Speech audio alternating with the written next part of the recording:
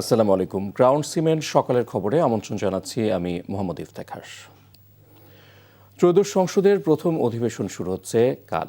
সংবিধানের ৭১-এর এক অনুচ্ছেদ অনুসারে রাষ্ট্রপতি এই অধিবেশনের আহ্বান করেছেন। এই অধিবেশনে নতুন স্পিকার, ডেপুটি স্পিকার নির্বাচন করা হবে। গণঅভ্যুত্থান পরবর্তী সময়ে এই অধিবেশনটি ব্যাপক আলোচিত। বেলা ১১টায় বিএনপির স্থায়ী কমিটির সদস্য ডক্টর খন্দকার মোশাররফ হোসেনের সভাপতিত্বে অধিবেশন বসার কথা রয়েছে। অন্তর্বর্তীকালীন সরকারের শাসনামলে জারি করা ১৩৩টি অধ্যাদেশের ভাগ্য এই অধিবেশনে নির্ধারণ করা হবে। সংবিধান অনুযায়ী সংসদের প্রথম অধিবেশন শুরুর ৩০ কার্যদিবসের মধ্যে অধ্যাদেশগুলো আইনে পরিণত করার বাধ্যবাধকতা রয়েছে। ২৪-এর গণঅভ্যুত্থানের পর সংস্কার ও নতুন পথ চলার জন আকাঙ্ক্ষা বাস্তবায়নের ঐতিহাসিক দায়িত্বের বিষয়ে আলোকপাত থাকবে এতে। সংবিধান সংস্কার পরিষদ গঠন, গণভোটের বাস্তবায়নে তুমুল আলোচনা হতে পারে বলেও ধারণা করছে অনেকে। চরম আর্থিক সংকটে ঢাকা দক্ষিণ সিটি কর্পোরেশন। এতে মশক নিধন, বর্জ্য ব্যবস্থাপনা সহ থমকে যাওয়ার পথে উন্নয়ন কাজও। অন্তর্বর্তী সরকারের সময় প্রায় ১,০০০ কোটি টাকা বিল দেয়া আর সাবেক মেয়রের ১৪০০ কোটি টাকার কার্যাদেশ দেওয়ার ঘটনা চাপে ফেলেছে নগর প্রশাসনকে। এমন পরিস্থিতিতে বেতন ভাতা পরিশোধে হিমশিম অবস্থা সংস্থাটির। আর্থিক ব্যবস্থাপনায় গলদ থাকায় এমন তীব্র সংকট তৈরি হয়েছে বলে মত বিশেষজ্ঞদের। নাজিবুর রহমানের রিপোর্ট। দক্ষিণ সিটি কর্পোরেশনের অর্থ সংকট এমন পর্যায়ে পৌঁছেছে যে এতে দৈনন্দিন সেবা বন্ধ হওয়ার উপক্রম সংস্থাটির। যত্রতত্র বিল পরিশোধ আর উন্নয়নমূলক কাজের ১৪০০ কোটি টাকার কার্যাদেশ চাপ বাড়িয়েছে অভ্যন্তরীণ তহবিলে। তথ্য বলছে ৫ আগস্টের পর চাপ তৈরি করে সাবেক মেয়র সাইদ খোকনের সময়কালের বিলসহ প্রায় ১,০০০ কোটি টাকা বিল পরিশোধ হয়েছে তহবিল থেকে। অন্যদিকে রাজস্ব আদায় হয়েছে অর্ধেকেরও কম। এতে অর্থ সংকট বেড়েছে সংস্থাটিতে। ঢাকা দক্ষিণ সিটি কর্পোরেশনের তথ্য বলছে গেল মাসে কর্মকর্তা কর্মচারীদের বেতন পরিশোধে ঋণ করতে হয়েছে নগর প্রশাসনকে। চলতি মাসেও বেতন বোনাস নিয়ে শঙ্কা আছে তাদের। এই চরম অর্থ সংকটের অন্যতম কারণ রাজস্ব আদায়ে ঘাটতি, যা ২০২৪ সালের গণঅভ্যুত্থানের পর উল্লেখযোগ্য হারে কমেছে। রাজস্ব আদায়ে গেল ২ বছর অনেক পিছিয়েছে দক্ষিণ সিটি কর্পোরেশন।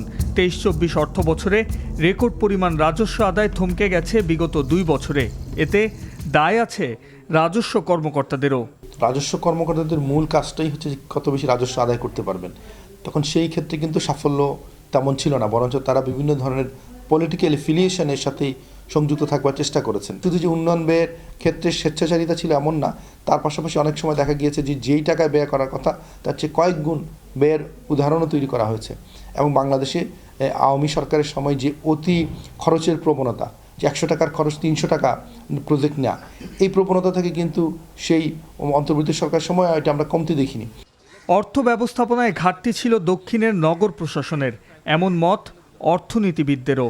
নিশ্চয়ই কোনো রকম বড় রকমের আর্থিক দুর্নীতি হয়েছে। তার কারণ সিটি কর্পোরেশনের ভিতরে অনেকগুলো আয়ের উৎস আছে এবং সেই আয়ের উৎসগুলো থেকে যদি শুধুমাত্র সম্পদ সংগ্রহ করা হয়, তারপরেও এত কম আসলে রিসোর্স থাকার কথা নয়। ৫০০-৬০০ কোটি টাকা যদি হয়, ওই আয়টাও যদি হয়, তাহলে সেই টাকা তো থাকতে হবে, তাই না? কিন্তু আমরা তো দেখতে পাচ্ছি যে সেই টাকার কিন্তু ১০ ভাগের ১ ভাগও নেই।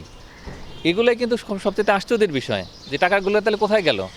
এমন অর্থ সংকটের মাঝে নতুন দায়িত্ব নিয়ে অনেকটাই কিং কর্তব্য বিমূঢ় নতুন প্রশাসক।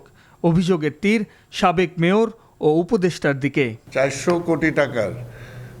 কোটি টাকার যেগুলো কোনো নাই, সমানে শুধু ওইগুলো অ্যাডভান্স তাদের ওয়ার্ক অর্ডার দিয়ে দিচ্ছেন। তো এত কোটি টাকা যে জায়গায় আমার ফান্ডে নাই টাকা, সে জায়গায় এত কোটি টাকা ওয়ার্ক অর্ডার কীভাবে দিল? তারপরে এটা ইন্টেনশনালি দেওয়া বা এর মধ্যে অন্য কোনো কারণ থাকতে পারে। আমরা চেষ্টা করব আর রেভিনিউ বাড়াইতে, আমরা এটা অলরেডি চেষ্টা করছি। চলমান অর্থ সংকটে বিগত ২ বছরে উন্নয়নমূলক কাজের কার্যাদেশ পুনর্বিবেচনার কথা ভাবছে বর্তমান নগর প্রশাসন। Najibur Rahman, NTV news, Dhaka. ৫ বছরেও চালু করা সম্ভব হয়নি সিরাজগঞ্জের ট্রমা সেন্টার। ফলে দুর্ঘটনাজনিত আহতরা বঞ্চিত হচ্ছে স্বাস্থ্যসেবা থেকে। অন্যদিকে অযত্নে অবহেলায় হাসপাতালটির বিভিন্ন গুরুত্বপূর্ণ যন্ত্রাংশ নষ্ট হচ্ছে। সিরাজগঞ্জ প্রতিনিধি শরীফুল ইসলাম ইন্নার পাঠানো রিপোর্ট। সিরাজগঞ্জের যমুনা সেতু পশ্চিম সংযোগ মহাসড়কটি দুর্ঘটনাপ্রবণ এলাকা। জেলার মোট ১০৫ কিলোমিটার মহাসড়ক।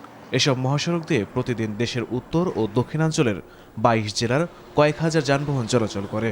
এসব যানবাহন দ্রুত গতিতে চলাচল করায় প্রায়ই ঘটছে ছোট বড় দুর্ঘটনা, হচ্ছে হতাহত। সড়ক দুর্ঘটনায় আহতদের দ্রুত সেবা নিশ্চিতে 2018 সালে প্রায় 11 কোটি টাকা ব্যয়ে ট্রমা সেন্টার নির্মাণ কাজ শুরু করে স্বাস্থ্য বিভাগ।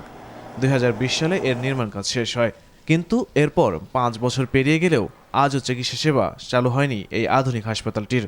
ফলে অযত্নে অবহেলায় হাসপাতালের অবকাঠামো নষ্ট হচ্ছে, চুরি হচ্ছে মূল্যবান যন্ত্রাংশও। বিশ্ব রোডে দুর্ঘটনা কবলিত যে মানুষগুলা হয় তাদেরকে একবার বগুড়া নিয়ে যাওয়া হয়, বগুড়া থেকে ট্রান্সফার করে ঢাকায়, ঢাকায় থেকে ট্রান্সফার করে আমাদের এরকম অনেক ভোগান্তি হইতে হয়। এই ট্রমা সেন্টার কোটি কোটি লক্ষ লক্ষ টাকা গায়েব করে থিয়া দিছে। এটা সরকারি হাসপাতাল হলে মানুষের খেজমত করা তো দূরের কথা, আর কাজ বন্ধ থিয়া দিছে, তাহলে বানার লাভ কি?